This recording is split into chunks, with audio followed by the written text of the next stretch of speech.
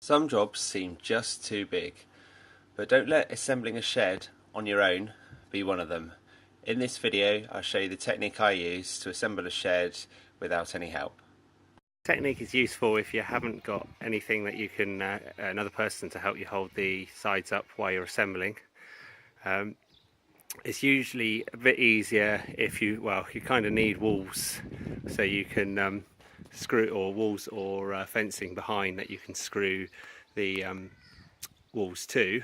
And then you use some battens to hold it all in place. What you can do, of course, if you haven't got access to walls, you can hold the wall up in place and use a diagonal batten from the base up to the edge of the shed wall. And for the first wall, I will use that technique.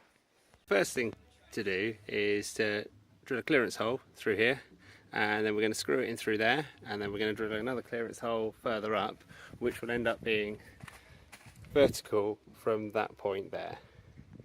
Okay, use a level to work out where you're going to drill the hole. It's basically going to be, because I've set the level up against the edge there, it's going to be, if my bubble is in the centre, it's going to be pretty well where my thumb is there. Clearance hole drilled, the screw is in there loosely. I've got a 4.5 clearance hole for a 4mm screw. The next job is to lift the back panel onto the edge and hold that with one hand while using your other hand to screw this screw into the edge of the shed wall. So the back wall is now attached temporarily, just with a brace.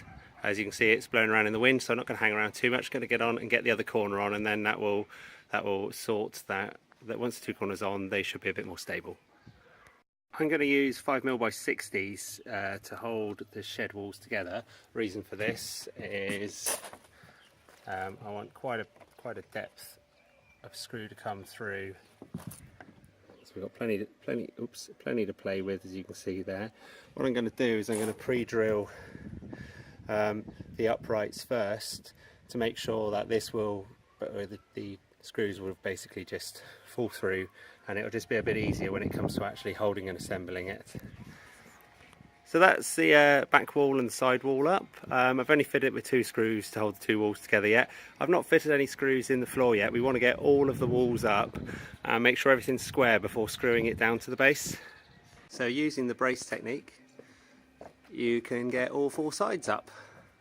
You might need to brace out to the wall, so I had to do that. I had to brace out to the wall to support the left hand wall, and then fitted the right hand wall, and then fitted this front wall, which is the big one. Probably an idea, if possible, get the biggest wall up first, then the 2 small ones either side, and then the final big one.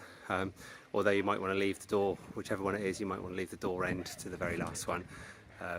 There you go. Now next job, to get the roof on. So the roof is a bit of a case of lifting it up and basically humping it onto the shed and get it in the right place. I'll show you in a minute when it's done.